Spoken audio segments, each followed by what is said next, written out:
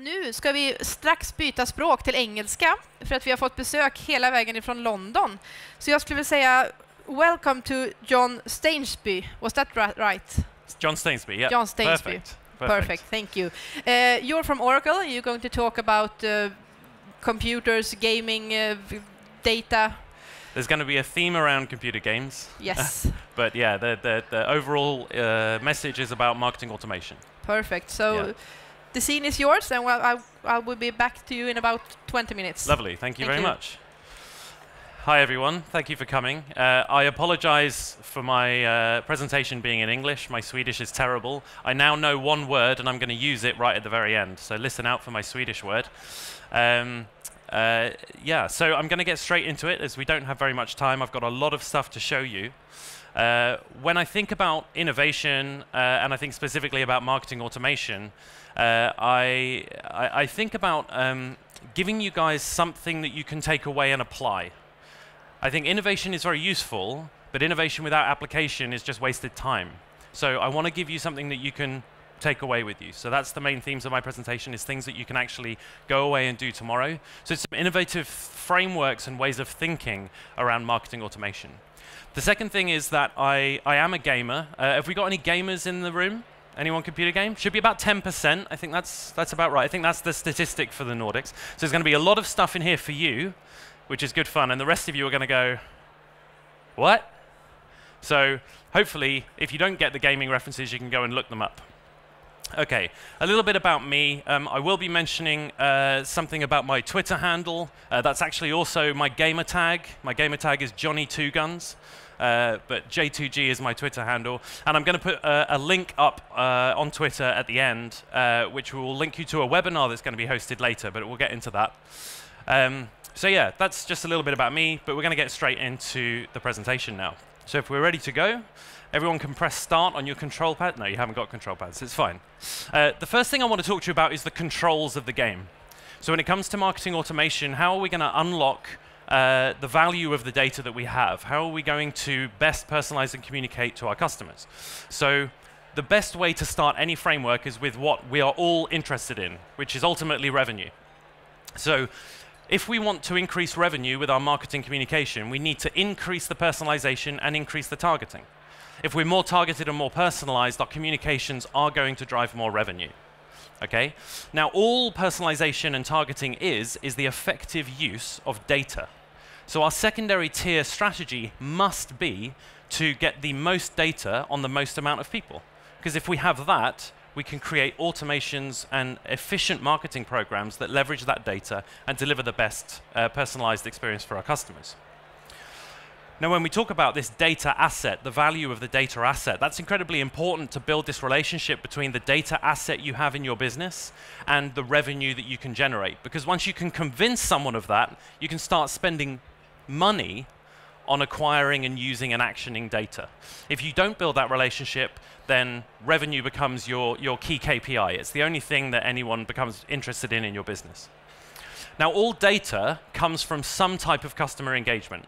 So in order for a customer to give you a data point, they either have to tell you explicitly, this is what I'm interested in, this is what I want, or they have to give you some kind of behavior. They have to come and visit your website, or click on an email, or download your app. And it's that engagement that helps to drive this massive pool of actionable data. So engagement becomes our third strategy, because if we can engage our audience and engage our customers, they generate us more data for us to use later on when we do want to generate revenue.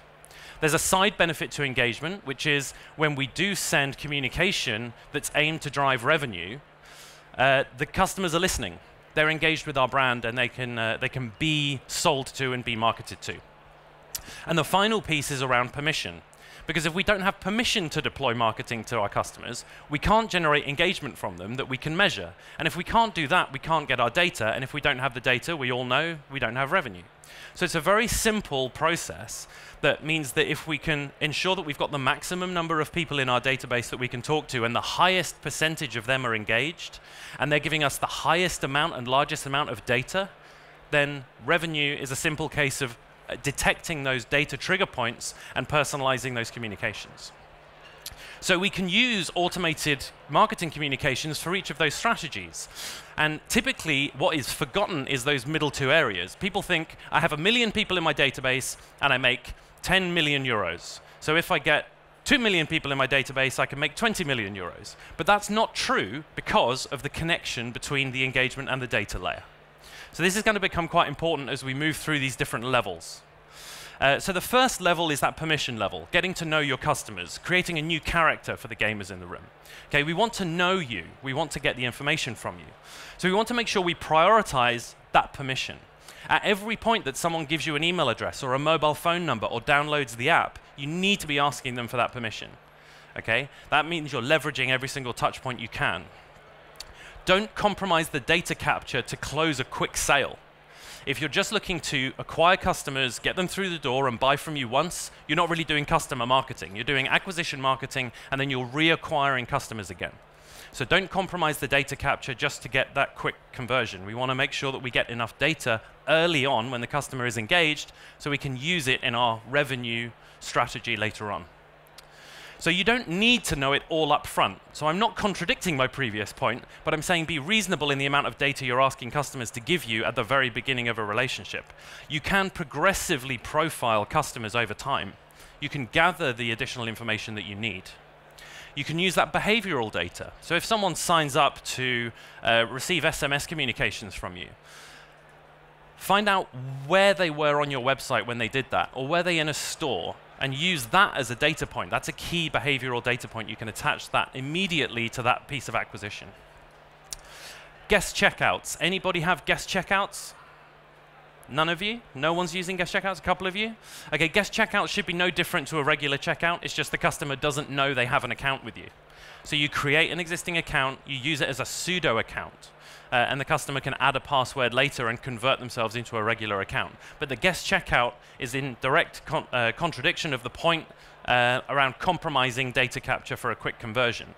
If you optimize your checkout process for the most conversions, you're actually going to minimize the amount of data that you capture.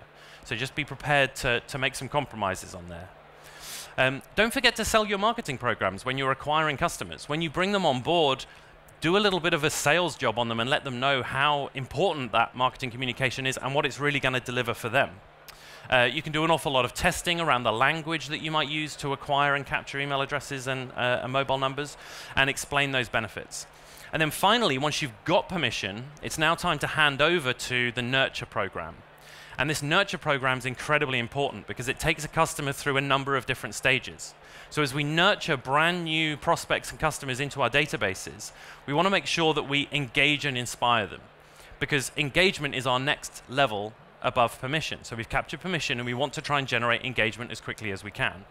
Our next stage is to educate and learn from the customer. So we can tell them some stuff about us, tell them how great we are, tell them about our service proposition, but also learn from them, get them to tell you some things about them. It's a great way to capture data, which we then need to use in our revenue tier later. And then finally, activate and stimulate. Activate them to buy or buy again, and stimulate them to be a part of your brand and be that conversion.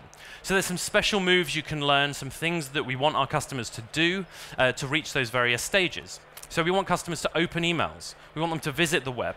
We want them to be aware of our offering, and we want to engage them in other channels. You know, get them connected with your YouTube channel and your Facebook channel in that first communication that you get out to them. The next stage is about learning a bit from them and also reinforcing your brand values and your service proposition. And then finally, you want to show them things that they will like, because by this stage, we have some data on those customers. We know some things about them. We should be using that knowledge to deliver the right offers. We should be delivering the right product. I had an experience in store recently when I was buying a winter coat. So I was attending quite a formal event. I had my black tie and everything, and it was quite cold in the UK over the winter, and I wanted a big coat to go over the top of it. Now I went into a store and looked around for a coat, and I got to the checkout. And typically, when you get to a checkout, the person behind the counter says, "Can I help you with anything else?" That's too open a question. Of course, they can probably help me with something else, but that doesn't lead me as a consumer to think about what they might be able to help me with. I'm thinking, can they help me with my laundry? Can they help me with my shopping? Can they help me with something else? It's too broad a question. But this specific experience, the guy said, "Have you looked at our bow ties upstairs? They're on sale." And I thought, he's directing me to something. He's specifically looking and talk to me about what it is I'm buying the jacket for, and is relating a product and service that I think that he knows I might like. And he did that because he had the data. He'd asked me why I was looking for the jacket. He understood me. He understood that transaction. And you can do exactly the same thing online if you can understand that customer. Going to move through to engagement now. So looking at our engagement tier, our engagement level. There's lots of different ways to engage consumers. You don't just have to tell them about your sale. You don't just have to tell them about offers and money off. And you don't just have to tell them about your product. You have different ways of organizing your content to actually deliver a much more engaging experience through your digital communications. And we look over to our social channels now to help educate us as direct consumer marketers on how best to construct those kinds of engaging communications. Some examples of those is just purely asking the customer, what do they think? Customers love to tell you what they think because it's an opinion, it's something that they own, it's something that's theirs, and they're often quite happy to share. And if we can get that content in detail from them and prompt them to do that, we can then go and capture potentially more data. The central example from HMV is a preference center that allows a customer to slide those preferences depending on what particular product that HMV sell that they would be interested in buying. It's a really nice interactive way of explaining those results. And then finally, think of other ways to organize your product. So you can talk about the product that you sell, but try and organize it in a more engaging way. Like, these are fashion styles that have spanned across decades. Here are some how-tos, how to wear particular clothes, how to use particular products, the top 5 phone accessories that people have found useful, gadgets that we enjoy in the office. Any of those kinds of little bits of content are things that you can use. Now, talking about engaging content, one of the things that I want to show you is the concept of an interactive email. Now, emails traditionally have been very flat. You can't interact with them. You click on a link and you end up on a website.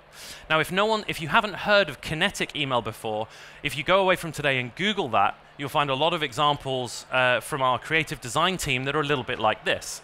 It actually enables you to tap the email and interact with it, and then animation will play. And that animation will allow you to reveal new content, and certainly things like these hotspots, which are featured on the various products.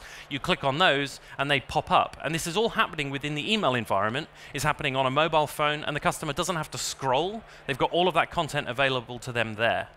Now, this is what we're going to be talking about in this webinar on the 24th. If you want to know how to register, follow me on Twitter, and after this presentation, I will post a link that will enable you to go through and register and listen to that webinar and see a little bit more about the interactive email. What we're able to do here is provide a lot of content in the primary viewing pane for the customer. Customer doesn't have to scroll. They can interact and move that content around. You use this very advanced HTML and CSS script, and it's compatible with all iOS devices and any WebKit internet browser. So quite a large amount of coverage for the kinetic email, and we've seen some fantastic results. We thought that what would happen is people would spend more time reading the emails. We thought people would spend more time in them. Actually, we've decreased the amount of time between opening an email and clicking on it, which was an interesting thing, and we realized the reason for that was that we made the information easy to digest. When the information is displayed in a long email that someone has to scroll through, it's a lot harder to digest. So very interesting results there with the kinetic email. So now we're up to our third level. So now we're talking about data.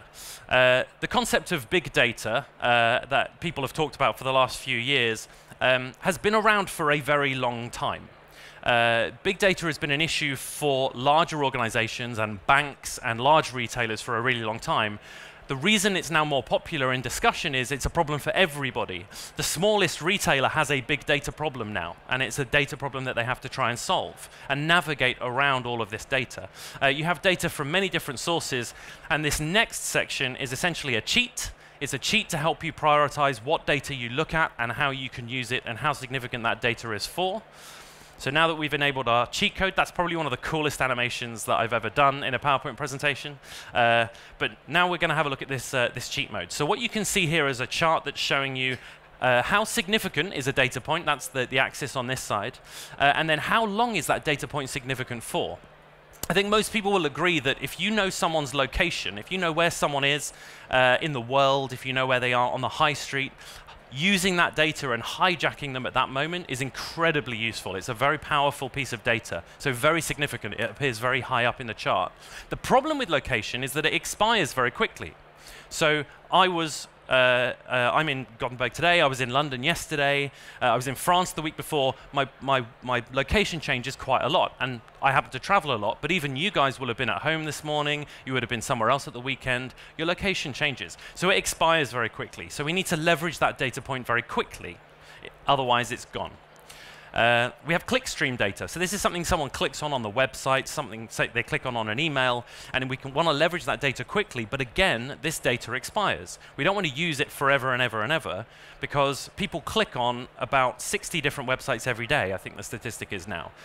People are visiting all of these places. By the time, if you wait a week before you communicate to them based on that particular behavior, then they've already clicked on 500 other things since they last clicked on your website and demonstrated behavior in your clickstream. So we want to leverage and use that data very quickly. Orders, things that people buy, that's a very useful data point. It's important to note that if I buy something in a particular category, yes, I may have an interest in that category, but remember I bought something in that category and that I might be more primed for cross-category. People tend to make one significant purchase every month.